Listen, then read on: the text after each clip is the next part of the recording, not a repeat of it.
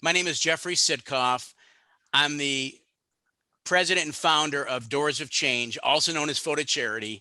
And I want to thank everybody for being here tonight with your busy schedules. I'm very, very excited because I feel we're blessed to have Congresswoman Sarah Jacobs with us tonight, who is a United States Congresswoman, but she's found the time to be with us because she cares about the subject. And I just want to say that I remember very vividly 15 years ago when you and your family came to two of our concerts at Humphreys, and it's wonderful to see you again. Well, thank you so much, Jeffrey. It is so great to see you, and thank you to everyone who is here tonight. Congratulations to you, Jeffrey, and everyone at Doors of Change on 20 years of service to our community. I especially want to thank you for everything you did this last year when COVID hit. There was and still is such an immense need here in San Diego, and delivering services and assistance has been more complicated and challenging than ever. So thank you for stepping up and serving with compassion when our community needed it most. I know it wasn't easy. Before I was elected to Congress, I founded San Diego for Every Child, a countywide coalition to end childhood poverty here in San Diego. So I've worked in the space and been focused on these issues for a lot of my career. And it's why I'm so grateful for the incredible work Doors of Change has done to uplift and serve youth in our community. Now, 2 decades since you opened your doors, you've helped more than 2,000 young people transform their lives. And while COVID has highlighted and exacerbated the challenges we face, for those of us who grew up here in San Diego, we know that for all the beauty and ingenuity our community has to offer, homelessness has been a crisis for a long, long time.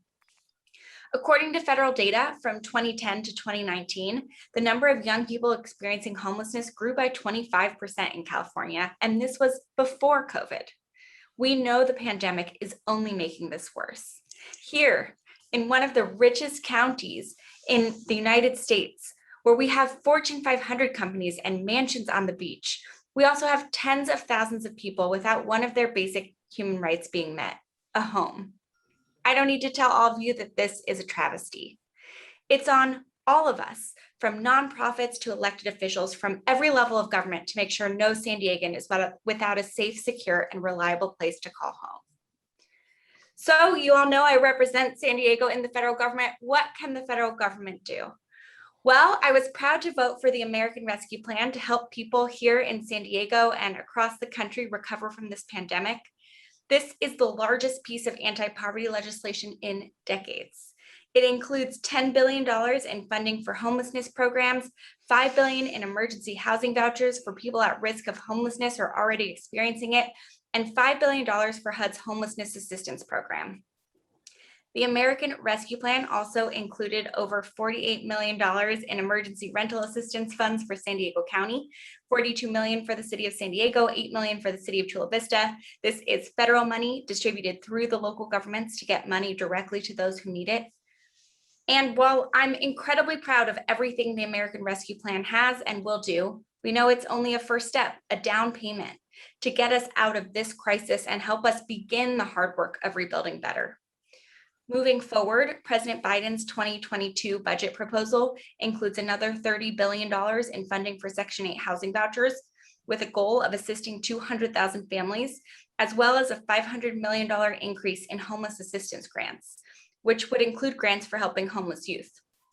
I am pushing to increase the number of housing vouchers so that we can make it a universal program where anyone who is eligible to receive assistance is able to actually get it, which we know is not currently the case here in San Diego. And we also know the issue of homelessness is complex and we have to address it from all angles. I'm proud to be a member of the LGBTQ+ Equality Caucus and to be an original co-sponsor of the Equality Act, a bill that prohibits discrimination based on sex, sexual orientation, and gender identity in public accommodations and facilities, education, funding, employment, credit, the jury system, and housing. That's hugely important because we know there's a crisis for LGBTQ+ youth becoming homeless. Whether it's because they're facing discrimination from their families or from their housing providers, nearly 40% of homeless youth identify as a member of the LGBTQ+ community. I'm so proud and so grateful that the House made passing the Equality Act a priority, and now the focus is on the Senate, because we know that if the Senate passes this bill, President Biden will sign it, and this will have a huge impact on so many young San Diegans. These measures are a start, but fully addressing homelessness will require so much more. It's why I'm pushing so hard to make sure we get the American Jobs Plan and American Families Plan right. We've seen what happens when we don't invest in people, but it's my goal in Washington to prove what can happen when we do. As one of the youngest members of Congress, I believe that I was elected because San Diegans and the American people want us to do big things. It's not enough to go back to normal or to work around the edges. We need to build an economy that is fair and equitable, and where people can live their lives with agency and dignity. And when you hear Tyler's story in a little bit, it'll be clear to you that there is so much talent, potential, and creativity in our community and in our youth. And it's up to all of us to make sure they have the opportunity and resources to thrive. These are the young people who for 20 years, Jeffrey and the folks at Doors of Change have served. So thank you for all that you do. And I'm so honored to be doing this work alongside of you. Thank you. Thank you so much, Congresswoman Jacobs, for being here. I love your passion and your energy. Our country needs it. And thank you so much for, your caring and wanting to help. On this, our 20th anniversary, I am so grateful for so many people that have helped us. Since 2001, together, we've been able to help over 2,200 homeless youth get off the streets into safe housing and being self-sufficient. We could never have done this without our angel team helping us. Firstly, our past and present volunteers, 2 volunteers that have been with us for 20 years, our attorney and our accountant. So Marshall Lewis and Gary Kornfeld have been with us for 20 years, providing the service so we can help homeless kids get off the streets. Thank you both so much. We have so many people that have helped us. Our fantastic board, who is really making a difference. Our past and present staff, who are passionate and committed. And then our donors, corporate sponsors, and foundations.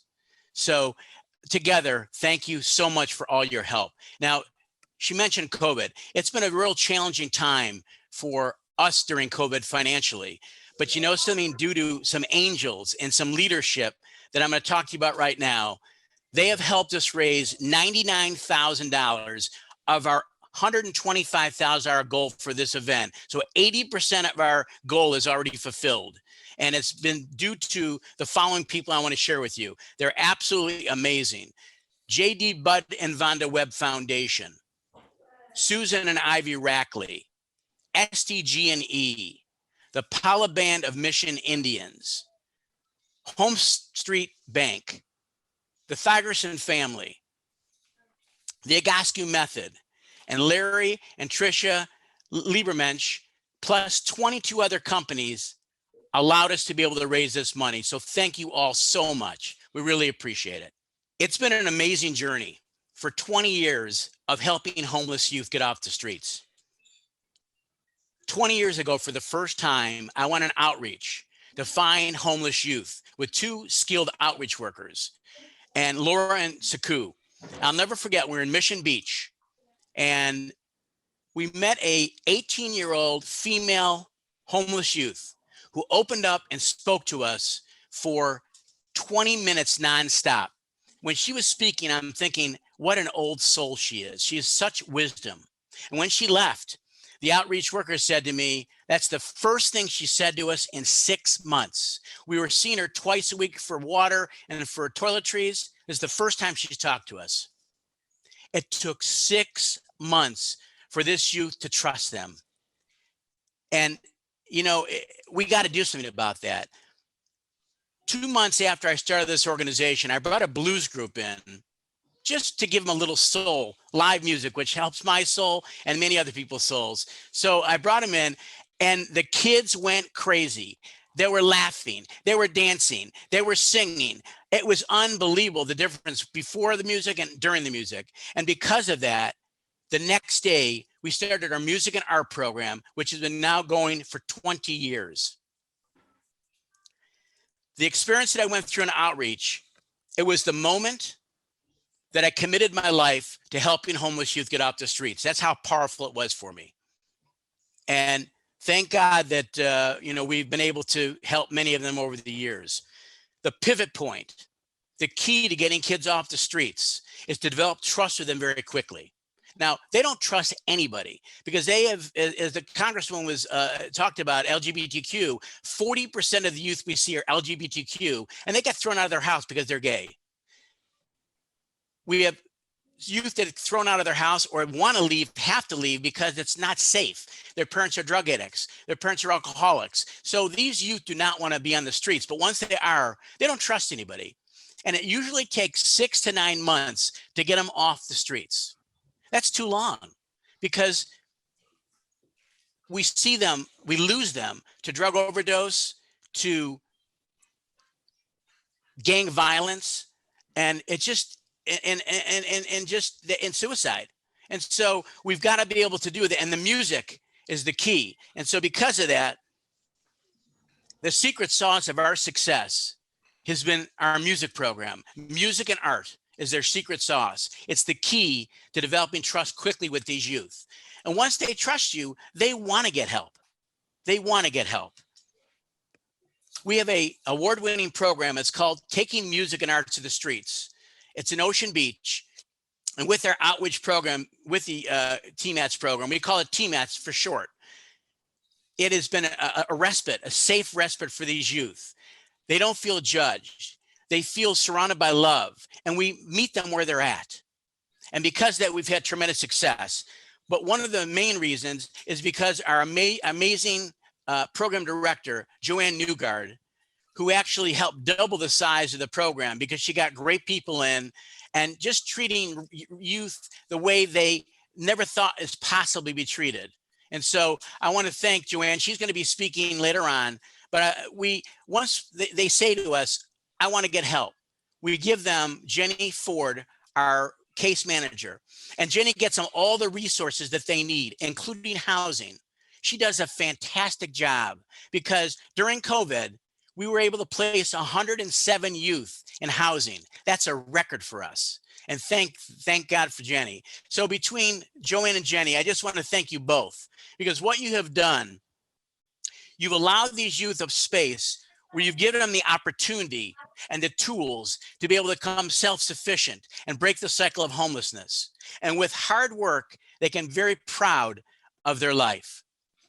So some of you have listened to Tyler speak, but Tyler is a perfect example of our music program specifically, as well as our organization that has helped change his life. And he's going to speak later tonight. He's amazing. He's going to speak very, very soon. We first want to be able to show you a short video on what we do, and then Tyler is going to speak right after that. But I just want to thank everybody here for being here and taking time out of your busy schedules. We're going to have a session, a question answer session where you can ask questions. There's no bad questions. And please ask any question you can. If you don't feel comfortable asking a question, you can get it to Tyler. You can get it to Reed by over the Zoom. Anyways, I just am very blessed that you're all here. And our goal tonight is to educate you about the homeless youth issue. And I know that with our panel and the questions and Tyler, hopefully we'll be able to do that.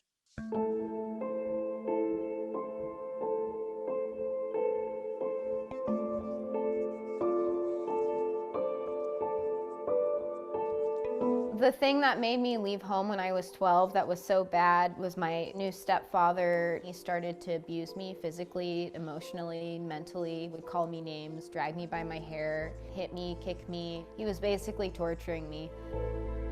On the streets is quite difficult, near impossible to trust people really, because they were always looking out for themselves. I had to do the same, look out for myself. The longest time period I didn't eat for was probably like 3 days. I was chain smoking cigarettes for warmth. I figured the heat from the smoke, would keep me warm for the night. I slept in a lot of crazy places. I would sleep on park benches in parks. I slept on the beach a lot. I eventually had a tent. Well, there was one night I slept in a dumpster on top of a piece of cardboard. Thankfully, it wasn't trash day. I was able to sleep in front of anybody, no matter what. It was like, hey, if they kill me, they kill me. And, you know, if they were to try to rob me, they rob me. It's like, that's just what it was. I would perform in the streets to get some money. I would just do tricks with a soccer ball. The toughest thing about being homeless is the loss of hope and trying to hold on to that. I first heard of Doors of Change through outreach. Jeff was walking around doing outreach. We're going on outreach, which we've done now for 18 years, twice a week, trying to find homeless kids between the age primarily of 16 to 25. When we find them, we ask them if they'd like to come to a music and arts program. They get free music lessons, free art, free dinners, free food, free clothes, case management, whatever they would like. We've seen now over 7,300 visits now in 6 years. The staff of Doors of Change are kind. They're always in a great mood. They're always asking to help anyway. It's really nice. It feels like a family. Doors of Change has helped me because I was homeless at 17 because my biological dad got involved and he punched me in the face repeatedly. And now I'm about to graduate from college, computer engineering. Homeless, degree. Pretty clear line. It's really important that people that are able to donate to Doors of Change can provide the financial support that we need to continue to provide opportunities for these kids, whether it be music instruments, referrals, life skills, you know, anything that they need help with. They need a lot of support, and even if it's just $5, I mean, really anything can help these kids. And the bigger the donation, the more children are going to end up with opportunities like me that they can make something of themselves and make an impact in this world. And that's why it's so important that we have donors. They really make the whole organization run.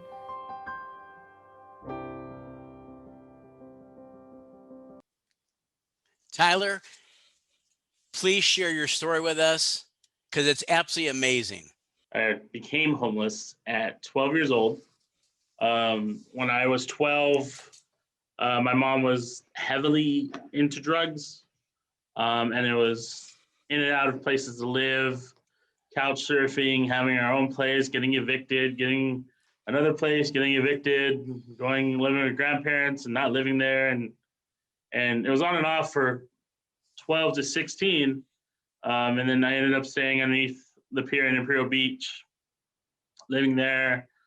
Sometimes in Balboa Park, and living there homeless. And when I was 16, there was a deputy in Imperial Beach that said, "Hey, there's an emergency teen shelter in downtown in Baker's Hill called Storefront. You should check it out." So he gave me the info, and I went there, and I walked in. I was on a Tuesday night, and when I walked in, they greeted me and was so welcoming and said, "Hey, we have a bed for you. You can get in tonight, sign up, fill out this paperwork, put your stuff down, take a shower."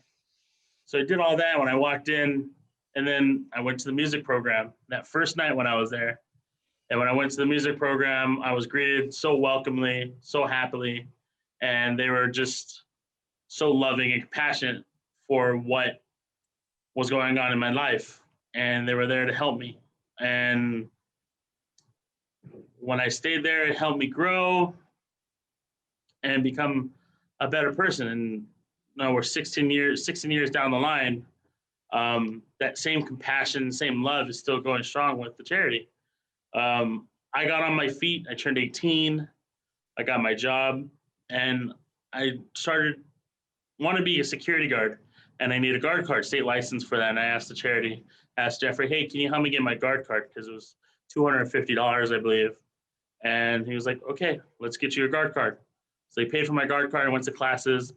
I got certified, and I got hired on at Elite for security at 18, and started working security jobs for Elite over the next year and a half. And then I went to another charity event with Jeffrey, and I spoke. And one of the people that donated asked me, "What do you need? What do you specifically need?" And I was like, "I need a car. I've never asked for anything big in my life. And it was kind of a joke because I'm a funny guy, so I always tell jokes. And I was like, hey, I need a truck or a car. He's like, all right, you can have my truck. And there was a Dodge Ram right there. He had the keys, he signed the title, and picked it up the next, I think, in 2 days. And I showed up with Jeffrey, and there's an iconic picture. It's right there. That was the first day, that big smile. The charity helped me get that truck, and that truck made me become a better person, made me more successful. And with that truck, I got back and forth to jobs, shifts I couldn't work normally with Elite. And because of that and my consistency, I got recognized as Employee of the Year at Elite, right there at Petco Park. I got greeted on the field. There's me hugging the fryer. I got promoted through Elite, then became a supervisor. And then I became an event manager with Elite. After being there 5 years, I was the youngest supervisor, or one of the youngest supervisors they've ever promoted. And then I was one of the youngest event managers they promoted. And I was with them for 6 years. And then I got hired on at AMR, where I'm currently working, as you see in my fancy suit. And I've been here with AMR going on almost 6 years. And I've recently been promoted to associate supervisor in the communication center. So now I have my own team and I work my own shift as a supervisor. So that's it all started with that first night at Storefront and Doors and Jeffrey and the mentors there when I was 16 years old. Now I'm 32, 16 years later at our 20-year symposium. I'm a supervisor at a worldwide company in San Diego. Tyler, I just want to tell you how proud I am of you and how proud we are of you for overcoming so many obstacles in your life and being the person who you are today. Because of your hard work, you've excelled at every job you've been at. And, you know, there's nothing that you can't do, Tyler, that you set your mind to, because you have a tremendous work ethic. So you've already proven now over and over and over that you will succeed in anything that you try, because you're a great worker, you're a great person, people love you, and you're going to succeed. And you are a role model for other homeless youth to follow. You give hope so that for the community, that you can break the cycle of homelessness for youth. So I just want to thank you for all of us.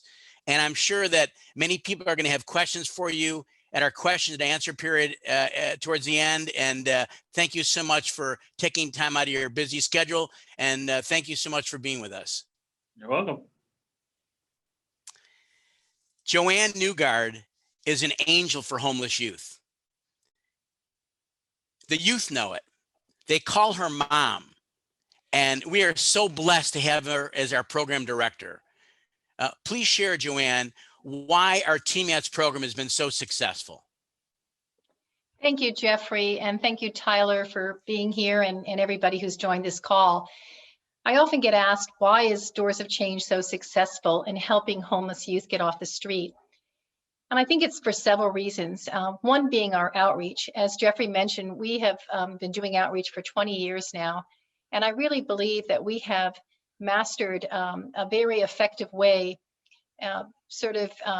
really thought through this and have worked hard and been so experienced in it. So we've perfected, I believe, a successful outreach. And what that means is twice a week, myself and a volunteer will take our backpacks and filled with water bottles, socks, and snacks, and we'll comb the Point Loma Ocean Beach area where our program is located in search of homeless youth ages 17 to 25.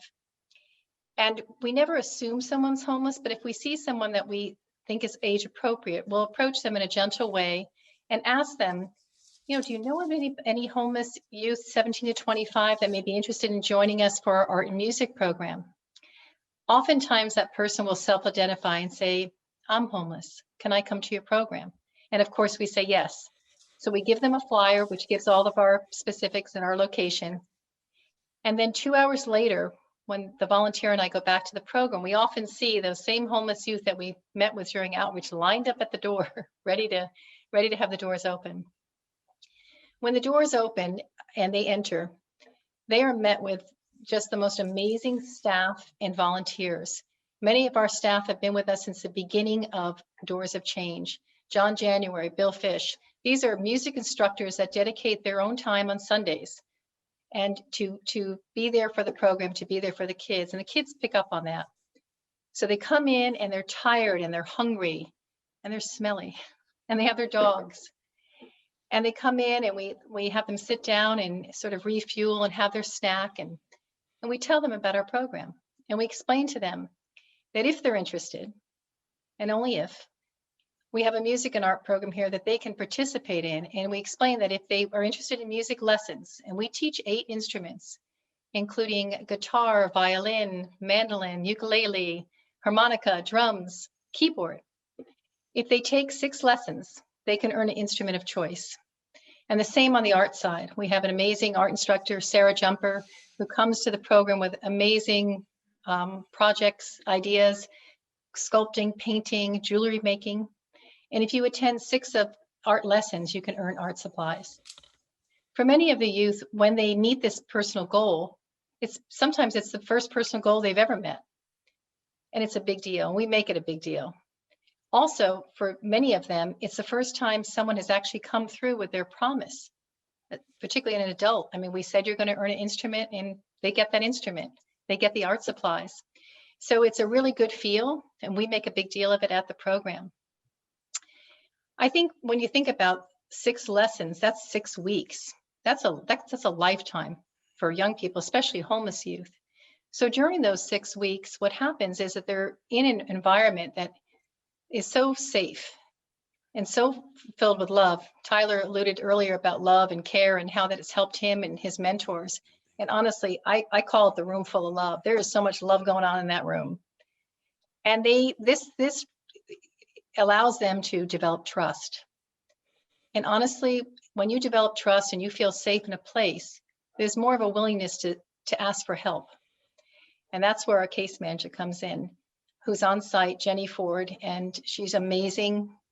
We are so blessed to have her. She's so approachable. The kids love her, and most importantly, they trust her. They trust the program. So they start to ask for help. And that ranges from asking for Medi-Cal, job applications, shelter, housing, mental health support, addiction and drug treatment referrals. So when people ask about Doors of Change and what makes it special and why does it work, I think it's because of our experienced outreach. I think it's because of the safe, supportive, caring, loving room we've created, space we've created. I think it's our amazing TMATS program, our music and art program, and of course our instructors and staff. So the combination allows for a trust to be developed and for youth to feel safe to seek services and to improve their lives. So I thank everybody for making that happen, and we have so much more to do, guys. So thank you for being here. Thank you so much, Joanne. You are a tremendous leader, and you're helping so many kids be able to realize that they can trust you and trust our organization and get results, get themselves off the street. So thank you so much for your loving just way that you are with the youth. I really appreciate it. Next, we're talking to Supervisor Chair Nathan Fletcher is leading change for progressive change in county government. He is working to build coalitions and drive real outcomes in the areas of behavioral health, child welfare, and environmental justice. He makes things happen. I get emails from you all the time, and it's great. And he is supporting Doors of Change, and we are so blessed to have him here today on our panel. Supervisor Chair, thank you for taking time out of your very busy schedule to be with us tonight. Please share with us. Thank you, Jeffrey. Thank you for inviting me. I got to tell you, 2 decades of positive impact. I've loved learning, particularly over the course of the last few years, your story, your founding, the incredible work that you do and you have done for so many years. You have a wonderful team.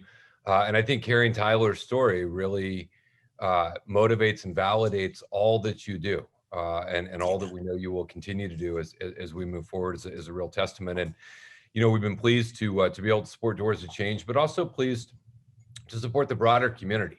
You know, the last year has been a difficult one for everyone across not just San Diego, but across the whole country. And it's in those times of difficulty where we find that resilience, where we look out for one another, we help one another, We've really counted and depended upon our nonprofit communities and the good work of neighbors looking out for neighbors. And so what you do is something that we're thrilled to support here at the county, and something I'm thrilled to be here to commend you for the work that you do. But you need more help, and you need structural help. And we ask so much of you, and the burden that you bear is real, and the results you generate are also real. And Tyler and so many others are a testament to that work. But the reality is we have to do better, particularly at the county, city, state, federal government levels, to address the underlying issues that cause homelessness. And at its roots cause, homelessness is about poverty.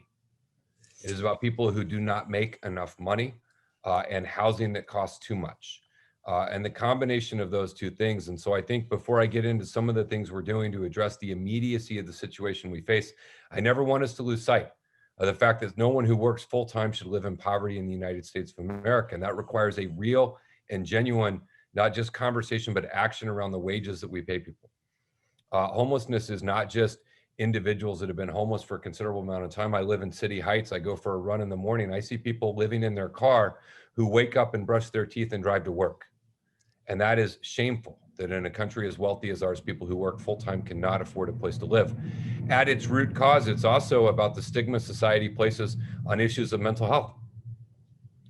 If someone is diabetic, in my mind, it is no different than if they are schizophrenic. If they have high blood pressure, it is no different than if they deal with addiction. And it's time as a society that we understand the nature of addiction, and we understand the nature of mental health, the intersection of those two in behavioral health, the co-occurring rates, and we change the way we cite it, we fund it, we staff it. The notion that you go to get a physical and that we call it a physical on its surface reflects the stigma that we've associated with the importance of brain health and your mental health, just like we focus on your physical health. And I've made my highest priority issues of behavioral health, the intersection of mental health and drug treatment. And I think we're going to begin, hopefully, to see significant progress. Here at the county, we've done a number of things to try and reorient what we do. For many decades, our county was not particularly engaged in this issue. And it's time that our county government step up and move in a proactive way and really recognize and own our regional responsibility to do that. In April, when we had a new board and a new majority that was willing to go in a more progressive and more aggressive direction, we created the county's Department of Homeless Solutions and Equitable Communities. This is establishing a county department. It may surprise you, county government didn't have a dedicated office, staffing, and team focused exclusively on issues of homelessness. And we are creating that, and we are funding that to drive what we do as a $7 billion a year organization with 20,000 employees to orient around how do we tackle issues of homelessness? How do we better align with our incorporated cities? How do we better draw down state and federal resources? How do we better help and support and coordinate the nonprofit entities that are out there doing incredibly and truly heroic work on a daily basis? The ARPA funding was mentioned by Member of Congress Jacobs, and we're very grateful for that. Outside of paying for the pandemic response, when yesterday our board allocated our share as a county of those federal ARPA dollars, outside of paying for the vaccines and the testing and the COVID response, which we had to do, the single largest section we allocated was $85 million, specifically earmarked for issues around homelessness. This is embracing our comprehensive harm reduction strategy. It is investing in outreach workers, in beds, in facilities, in wraparound services, in areas to prevent homelessness. If you can stop that slide through things like regional flex pools and other funding mechanisms. And so I'm looking forward to us moving forward around those areas and things we're doing. In our county budget, which we will be adopting in the coming weeks, the largest single budgetary item is our behavioral health department, over $800 million. It is the largest it's ever been in this proposed budget, which I think is a recognition of the very real mental health and drug addiction issues we face in our community. And we are moving rapidly, both our Hillcrest hub, which we are building, our mobile crisis response teams, our East County crisis stabilization units. Our mobile crisis response teams will be coming online late this summer. We don't need law enforcement responding to issues of mental health and drug treatment. If you are not a danger to yourself or someone else, it ought not be a law enforcement response. We need trained clinicians who have the compassion, the training, the empathy, and the time to help properly assess you and connect you into services, not just take you to jail or not just take you to the emergency room. For those individuals who do go to jail, we don't want you to come back. And we're pushing, it's going to be almost 200 clinicians getting added to our correctional units to provide medication for addiction treatment, housing connections, ongoing mental health care services. Someone coming into our facility, we want that to be the last time you come into our facility, and we want to connect you in a positive way as we move forward. We have our behavioral health impact fund. We've got a multitude of efforts we are doing so that our county government can shoulder our share of the responsibility. And as a part of that, again, I return to the root cause. We need a fundamental sea change in how we view issues of mental health, how we view issues of addiction, and we cannot ever lose sight of the issue of poverty. That is the root cause. And so I will continue to fight for good wages and good jobs to make sure workers are treated fairly. And we will fight for affordable quality housing that individuals can afford as a part of the root cause of what we're doing. So thank you, Jeffrey, for everything that Doors of Change is doing, everything you're doing. Tyler, thank you for sharing your story.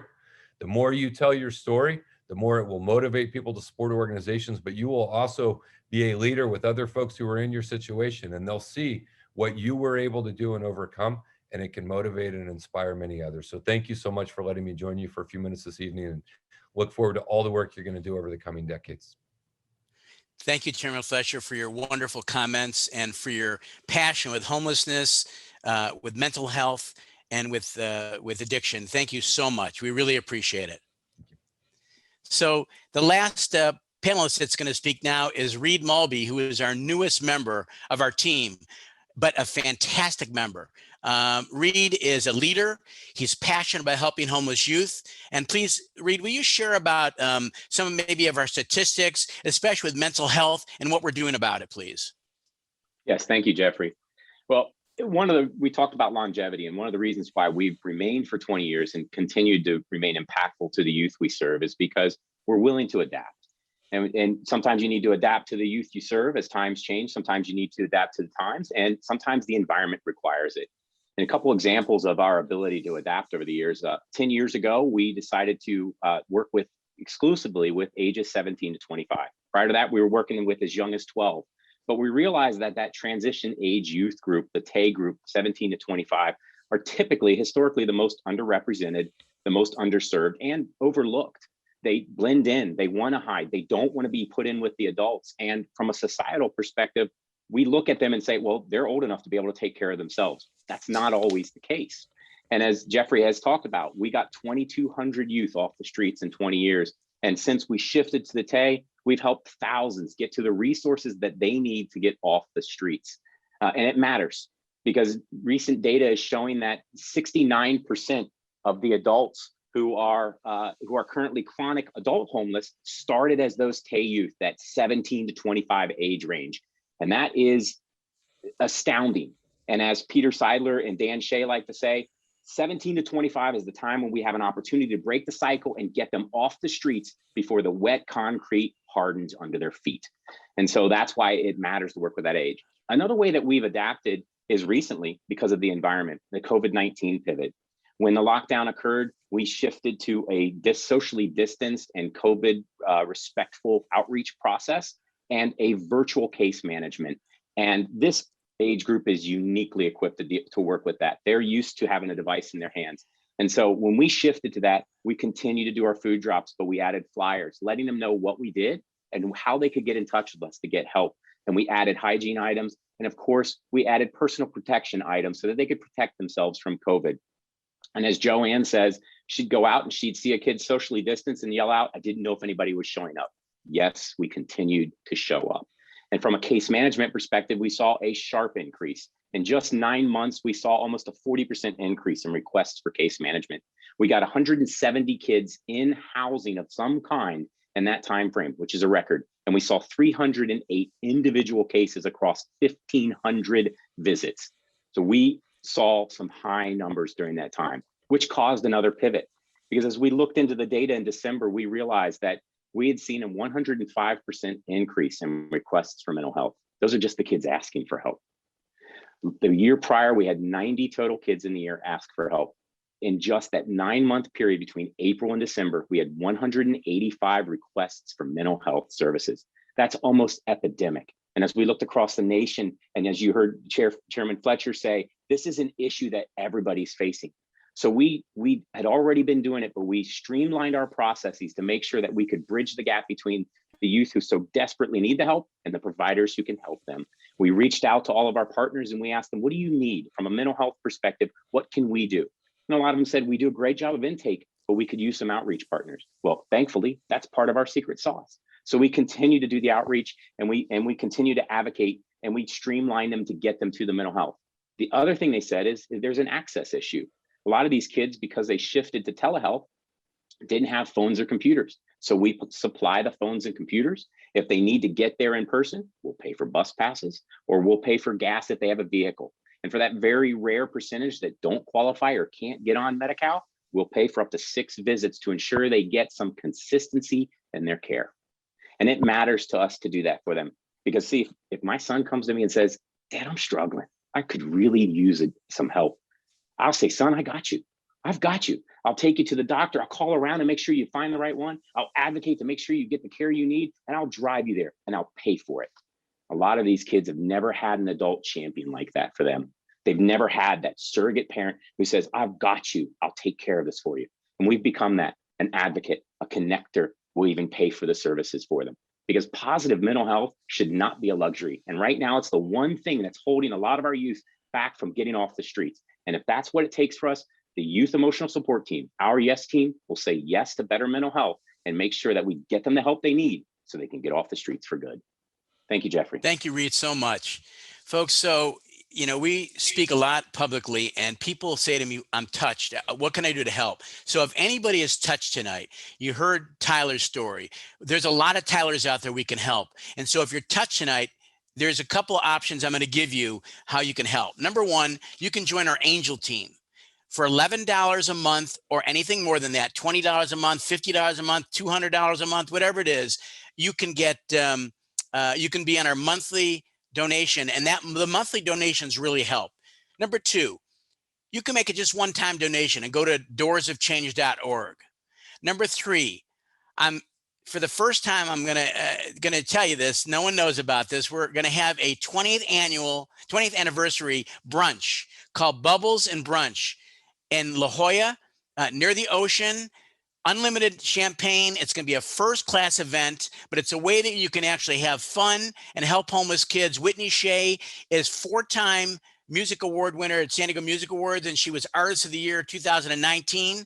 Our speaker, keynote speaker, her name is Cheryl Rickanos, was homeless as a kid. Now she's a doctor. So you're going to be able to see, it'll be an amazing event. Go to the website, it's all there. And whether you want to buy a table for 6, that'll help. If you want to be a volunteer, you can volunteer by making dinner for, let's say, 30 kids one time or once a month or whatever. You can teach music lessons or art lessons for us. You can actually help us with marketing, PR, with social media. All these ways you can help us. So if you're interested in helping us, you can go to the website and email us, and we'll get in touch with you, and we appreciate everything. So from the second I got to Storefront and the second I met you and Joanne up top and the other case managers that were there and the music teachers, from the second I met you guys, it showed me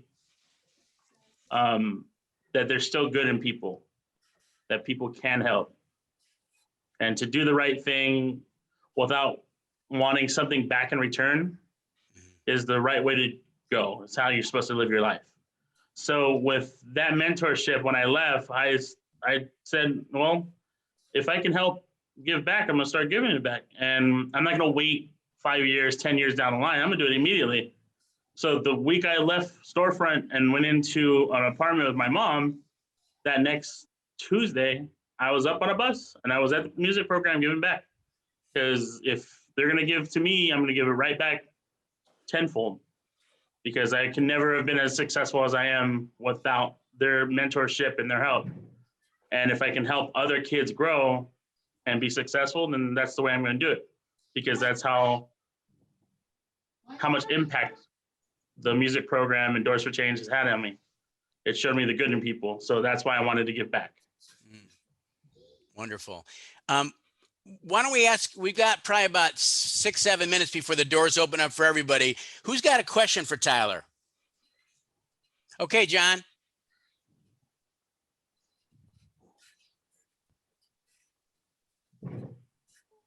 There we go.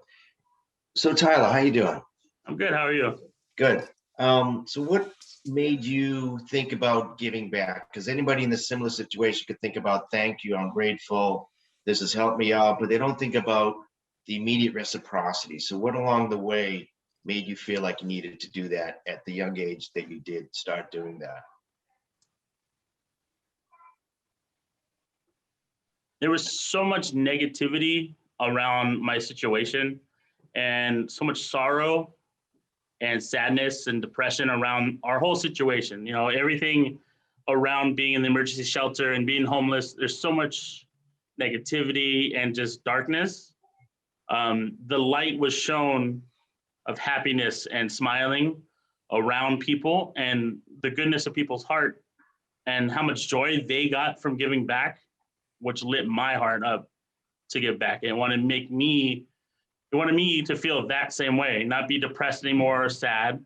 And immediately giving back is the reason why I started doing it, is because it made me change my lifestyle, my attitude. I was no longer in the dark place.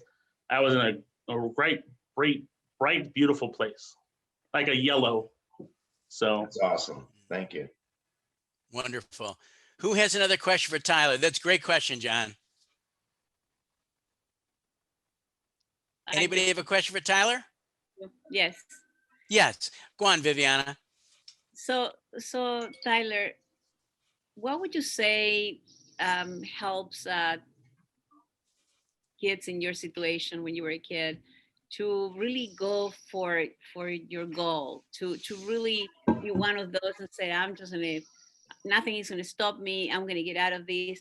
If you had to give us suggestions, for example, for what else can be done for kids that may not have that right away, that I don't know, ability to just say, I'm going to do this no matter what would you say that is something that we can give the kids to help them get like what you have gotten? Because not everybody does it. We help with everything, but to just go to and succeed in what you really want to do in life.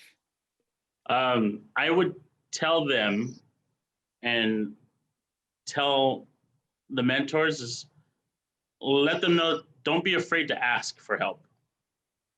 If you're very prideful, which a lot of kids are, if you ever come across them, a lot of them are prideful. They don't like really taking much handouts or anything. They'll take shower stuff and blankets and the guitars when we give out guitars and musical instruments because it makes us feel good. But to help us be successful, I had to swallow my pride and ask for help and go to my mentors. And there's wonderful mentors throughout my life. Jeffrey's one of them. Another one is a retired chief from San Diego Fire. He was one of them. You had to stop and go, okay, this is what I need, but I can't achieve it without talking it through. And reaching out and asking one of your mentors for help and for guidance was one of the big things. So I would tell them, don't be afraid to ask for help on a mental level other than an outreach level. Yeah, because those are the kind of things that Doors of Change support kids with. But then what you're saying is try to find mentors outside the organization that could help you get where you want to be. Yeah, right? Well, there's mentors inside the organization that would help you. That would be your first step, I would say. And then if whatever you're trying to pursue, whatever career you're trying to pursue, the Doors for Change will help you successfully get towards that career, and then they'll help establish mentorships in that line. Because if you're going to go, they're going to help you try to get what you're going to go for, and then help you with whatever backing you need to achieve that. So for me, when I went for security, they gave me my guard card. Like, what do you need? I was like, I need a guard card so I can start doing security. And I worked for Elite. And for whenever I started Elite, I had my guard card, and then I got the truck. The truck got me to work. And then when I talked to Jeffrey, I was like, hey, I'm having a rough time. He's always there. Just keep going, keep going. like talk it out. And then I started finding mentorship inside the agency I was with. So with Elite, there's Mike Lee, and another one is Pete Byer. Those are the managers that are my mentors. They help me succeed. So without having the charity there help me get and strive for whatever career I was going for, with those mentors, help me find mentors in my career. So they need to start with finding help with us, and then we can help you progress as needed. And that's what I found. That's why I keep coming back. Excellent questions. How about the next question? Just to give you all a heads up, I'll be opening the doors here in just a second. Okay. Well, just a quick question. What makes a person go from a really dark place to even wanting to choose a career? How did you even, because like you said, you get mentors in different careers, but to get to the point where you even wanted to have a career path, what happened in between? I was showing love and compassion. That's that is like the most honest, truthful answer. I was shown love and compassion. Everyone is very much when you see people talk about helping industries and helping nonprofits, it's very much in your face. And you see like commercials for it, and then you see our commercials, and it's like, okay, they're helping teens. All right. But then when you're actually a part of it and you see the compassion and how much people actually care about helping you, and then they actually do help you, and it doesn't fall through, that's what made the change for me. It wasn't a lie. So it wasn't like just showing face and here's some outreach, here's a bag full of soap and new socks, and then they move on. No, it was, here's a bag of socks, and here's some soap, and here's a place you can go, here's mental help in this area, here's a pamphlet for this. And then next week we see the same guys on outreach. Hey, did you go to that program I showed you? Hey, do you run out of soap? Do you need more soap? You know, they're there consistently helping us. So it was that compassion and love where we've been failed so much from society and from our own families. And then for once, there's a consistent love there. That's what made the change for me. Thank you. That's awesome. Tyler, can you talk about what it was like sleeping under the Imperial Beach Pier for 4 years? It was great. It was different. It was, you get jealous. You see families come to the beach and they come and enjoy, and then they go back home, yet you're still there. And for us, especially us being in Southern California, that's one of our #1 places to be, right? Is at the beach. That's a fun day. Go get some suns, some ice cream, go in the water. And then you go home and you talk about the family. Oh, I went to the beach. It was fun. It was great. Not for me. I have a backpack full of clothes and I'm trying to not sleep in the outside so where people can see me. So underneath the pier is a place to hide. Unfortunately, the sheriffs go there quite often and kick you out, but then you go right back. So it wasn't pleasant. And then going, I did the whole Balboa Park Day thing for a couple weeks. Then I went back to my home in IB because I know the people there. So it's not fun. I don't recommend it. Jeffrey, we are at 5:56. I'm loving this conversation, but just let him in, and they're going to listen to Tyler until we start at 6. That's great. So Tyler, let's talk about talk about how it felt working so hard to work your way up and be honored at Petco Park for Employee of the Year. How did that feel, and how do you think you got there looking back? Man, that was a highlight.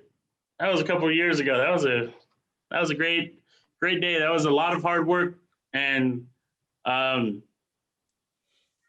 it came back knowing that out of being mentored and the love and compassion that I just talked about, getting that back, and then actually putting my mind to something and then having it come back to me as a recognition of success. That was great. Being awarded the Employee of the Year at Petco Park for my department. We have 600 guards there throughout the season, and I was picked. And it was just a great feeling and a measure of success for me, because I had never achieved such a level throughout my life until then. You know, I was living, working, just, you know, going back and forth to work. And then here it is, I got an award. And ever since then, I've just been progressing and progressing.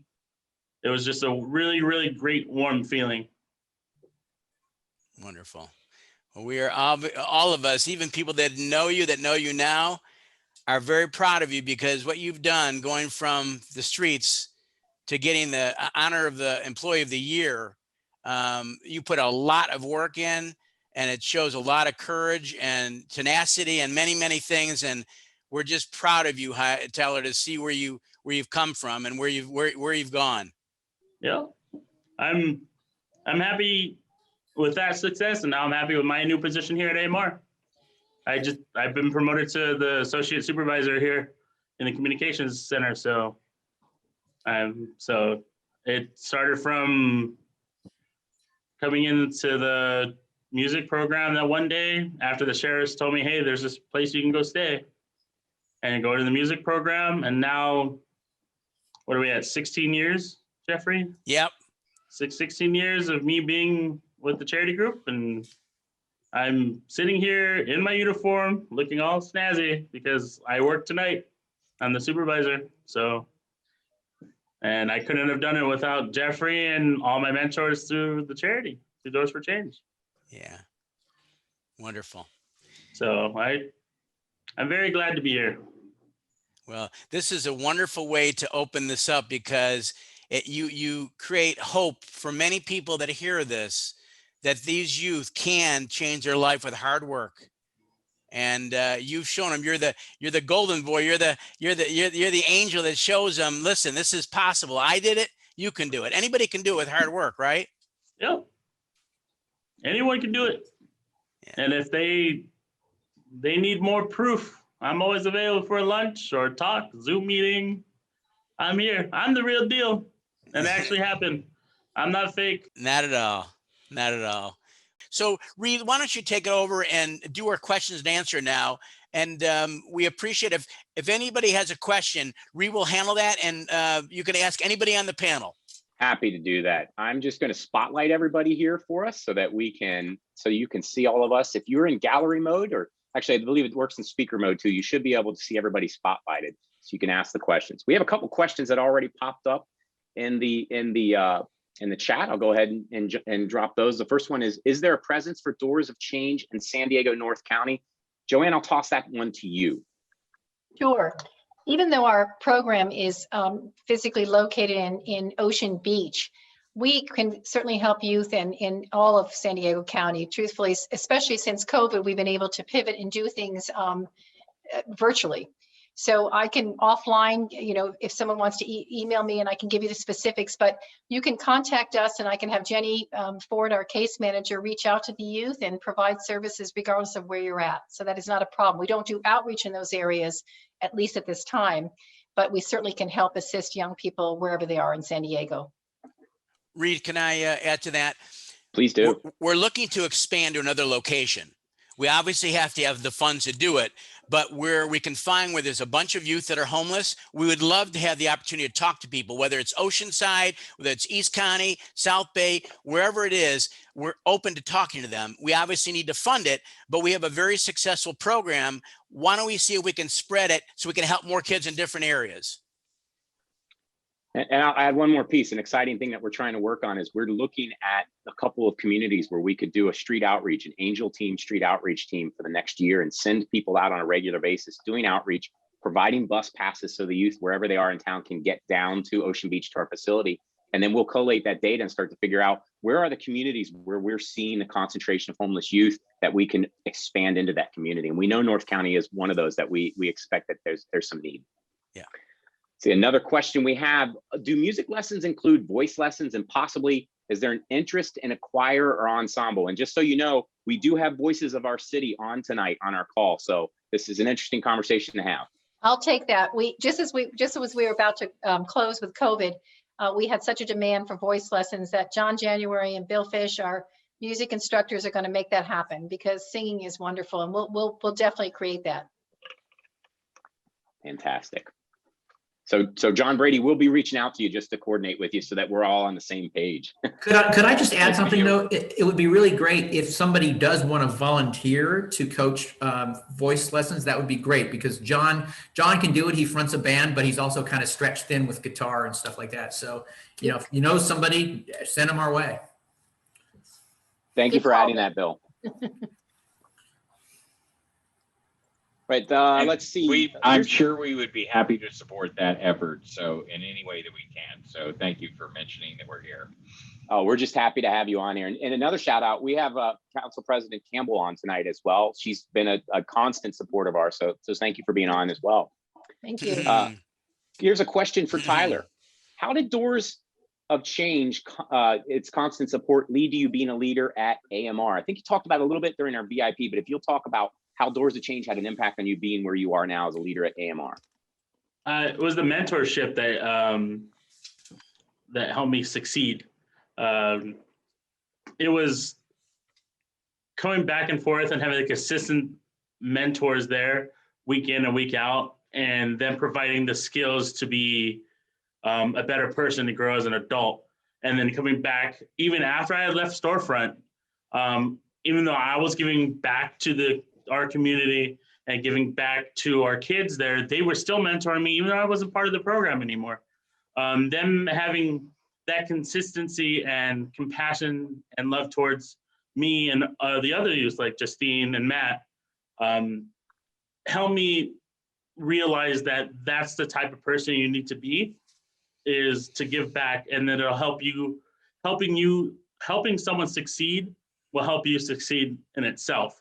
And getting past the butterflies of speaking, because when I first started, you can watch the videos, the first ones I started, it was kind of horrible. I was kind of everywhere.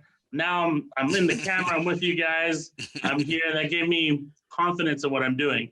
And in that confidence that was given to me made me a better leader at Elite and at AMR.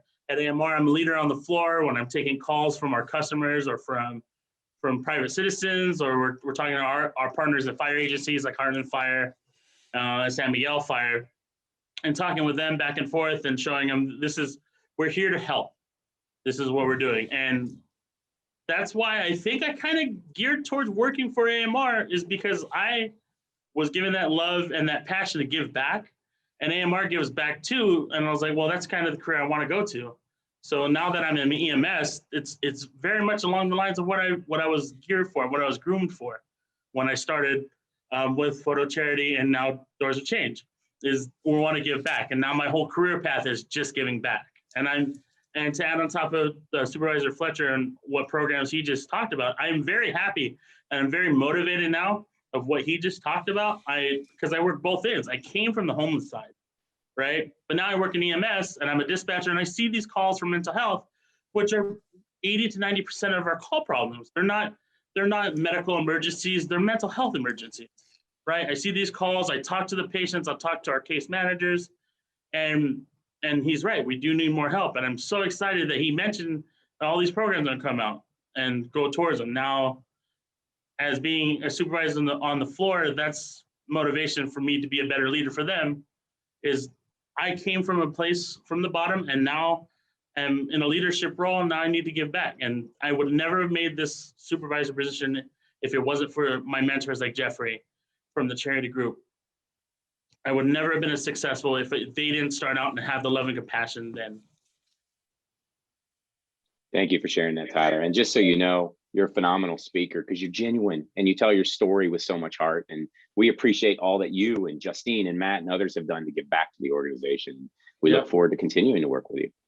Me too. I'm very excited to still be here. And for Supervisor Fletcher, he doesn't know this, but I worked with him during the EOC when COVID first started.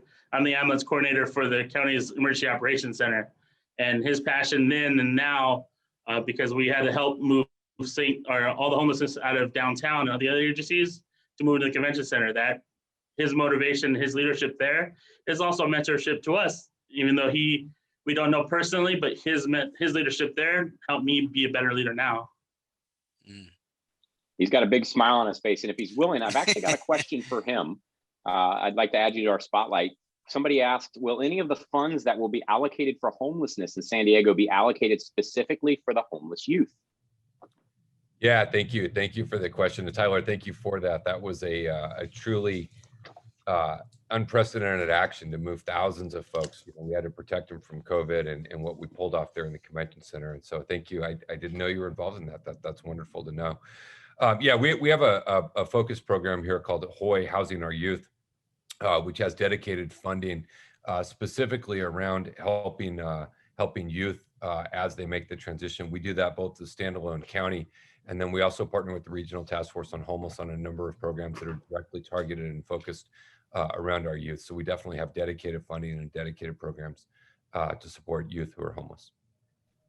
Thank you. That's great to hear. And as I said, historically, it's been an area that's been overlooked, but the last year has shown, with all the leadership that we have at the county, city, and state level, we're starting to see a whole lot more, and we appreciate all of that. Yes. Let's see, we've got a question about our matching sponsors. The $30,000 matching sponsor still active. We are short of, we had a goal, we're not quite there yet. And so I know that we have a few others who would step up. So I would say, yes, I believe that we could activate some more matching funds if somebody's willing to donate tonight. So thank you for asking that. Ellen says, is there a housing center for youth coming in for the first time, or do they go back to the streets? So I think it's you're asking if it's for youth that come into town for the first time, or do they get put back out the street? Jeffrey, Joanne, would you like to take that one? I guess I'm not sure. I'm not sure if the question, Reed, is there a housing center for youth coming in for the first time, or do they go back to the street? I think they're alluding to our temporary shelters, right? Our opportunities. I think depending on the youth interest in immediacy, sometimes when kids really need to get off the streets that night, we'll make certain calls and get them in a shelter. If they're looking for housing, it takes a little longer and certain programs that are out there. But honestly, if the kids raise their hands and they don't want to be on those streets, we will find a shelter for them. We have a lot of collaborative partners. That's one thing about COVID, that we had a lot of time to make some great partnerships out there. And honestly, together as nonprofits working together to support this TAY group, we can get so much more done. So it depends on where their need is at. If they want the shelter, get off that night, we'll call. Or if they want to get in a program on alcohol or drug rehabilitation program, it takes a little longer. We work with North County Behavioral Center. Jenny Ford, our case manager, has a great relationship with them there. And obviously, if they do mental assessments, you're sort of put on top of the list for housing, which is a good thing. The mentally ill need to be off the streets sooner to be safe. So we're doing our best, but we need more housing, and we're getting there. Thank you. And I'm going to keep Chair Fletcher here with us because we've got one more question for, I think you mentioned it, but just in case, what is the name of the task force that the county has established? Oh, yeah, I think it's not a task force. We don't need a task force. We need dedicated staffing. And so we created an entire office here at the County of San Diego, the Office of Homeless Solutions and Equitable Communities, that is funded, that is staffed, that is really designed. We have a lot of funds, we have a lot of programs. We got to make sure we're getting the outcomes that we need. The other thing that is vitally important at the county is that we are working with each of the cities in our jurisdiction to support what they're doing. We do a lot of programs. We've done a lot with the city of San Diego.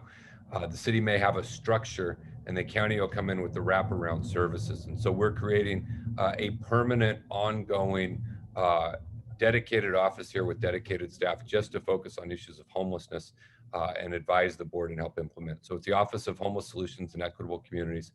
And we established them. The money's being appropriated in the budget. They'll be hiring staff, and will really help guide all of our efforts as we move forward. Fantastic. Thank you. Thank you. And thank you for talking about it's time for action. We had a question earlier I missed on accident. If we are in the South San Diego Imperial Beach area, that's one of the communities that we're looking at as potentially putting some outreach teams in there and see what it looks like. Obviously, if we get a year to spend time in those communities, we can get some really good data around which communities need our help the most. But yes, and as you know, Tyler, you may not have said it during the main portion, but Tyler was from Imperial Beach, and you still live there, don't you? Yep. It's actually funny. I came full circle. I live actually right next to the beach where I used to sleep. It reminds me every morning when I wake up. It's where I came from, where I'm at now. So I still live in Imperial Beach and represent IB. That's fantastic. Imperial Beach is such a beautiful little city too. We go down there all the time. Who else is serving this niche market need? We actually, and the beauty is there's a lot of collaboration. So we have a lot of partners and we communicate regularly, and I'll let Joanne take this, but there are quite a few that are serving this niche community in some capacity or another, right? Absolutely. We work with Urban Street Angels. They have a great housing program there that helps support our homeless youth. So we have a good relationship with them. We work with YAC, which is the Youth Assistance Coalition. We work with Interfaith. We work with the YMCA. I mean, the list goes on. And truly, I think, again, as I mentioned earlier, we can, COVID has really let us see that together, we really should work more together. Kids love music and art. So even if they're in North County, we can send bus tickets or gas vouchers, even Ubers to get them to our program. So we're all, I had a call today with someone, and the defense attorney is a young person's just being released from a jail sentence, doesn't have a plan. If you don't have a plan, you're going to end up back in jail. So they called me up and said, how can you help this kid? I called Jenny, and we're making something happen. We called Urban Street Angels, a lot of calls. But so I think there's lots of collaborative partners, Reed, and honestly, we'll just continue to have that grow. Thank you. Yeah, and as Joanne and I were working on the youth emotional support team, I got to see that collaboration. We reach out to other organizations that are serving homeless youth. They immediately want to be involved with each other. We want to help each other because the numbers are too much. You heard Congresswoman Jacobs, they're growing, and we don't know what point in time counts will be like after COVID. So it's going to grow. Somebody else asked, do you ever have theaters? Theater? Theater. We've had theater as far as theater groups making fundraising, things for us out of theater. But that's all we've had. We actually haven't had the kids do theater, but we've actually had 2 or 3 different times theater groups do fundraising for us. We have had some theatrical moments at the center. I don't know if you'd actually call it theater, but we've had some moments. Well, Astrid asked that. Astrid, if you're interested, please reach out to us. We'd love to have a chat and see what happens. I mean, we know that our youth have other needs. We're now talking about potentially adding coding classes because we know that's a need. We've got some great companies in town who do that, who have volunteers who want to do that. And it's a great opportunity for a youth to learn a skill set to be used without having to worry about matriculating into school. Let's see, are the music and art lessons done on Sunday afternoons in the Ocean Beach area? Joanne. Yes, we have art both days, Thursdays and Sundays. Unfortunately, our music is only on Sundays, and that's from 2:30 to 5:30 every Sunday, and the lessons start around 3:30, 4 o'clock. So yes, that's when we have the music program on Sundays in Ocean Beach at the Episcopal Church on Sunset Cliffs Boulevard. And follow up to that, is it possible to donate instruments? Absolutely. We always need instruments, and you can certainly email me and just check the website, joanne@doorsofchange.org, and we'd love to have guitar. We need instruments. So yes, thank you. I'll drop Joanne's email in the chat here in a second too. And a follow-up question for Chair Fletcher. I love this one. Eileen says, will you be at the Doors of Change brunch coming up in October? I don't know. I know where I got to be in about 2 minutes right now. I don't know where I'll be in October, but I do love some brunch. So it's unlimited champagne. Well, we know you have to go. We really appreciate all the time that you spent with us, all that you're doing for homeless youth. So thank you, sir. Thank you all. Thank you, Tyler, Jeffrey, Reed, Joanne. Thank you all. Jenny. Thank you so much. Appreciate it. I think I had one more question in here. I'm just double checking, make sure I didn't miss any. So if I missed your question, I apologize. Oh yeah, how can I volunteer? Astrid asked again, how can I volunteer hands-on? Astrid is a community college instructor at Grossmont and Mesa College. Always have students who are homeless, have mental illnesses and all kinds of problems at home. Always trying to help and get to know their stories. And she's impressed by what we do.